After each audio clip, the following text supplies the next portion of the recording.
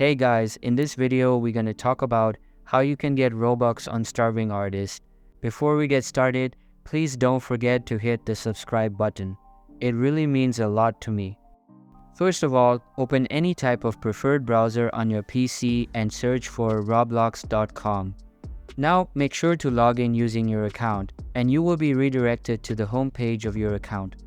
After logging in, go to this Robux icon at top right corner of your screen and select My Transactions. You can see that this page displays your Robux summary, so there will be a section called Pending Robux. Here you will be able to see all of the incoming Robux, so the incoming funds will stay here for about 2 weeks. If you don't receive the funds in 2 weeks, then you can try contacting support by going to the settings icon and selecting help. So that's all for today's video. Hope you liked the video. Thanks.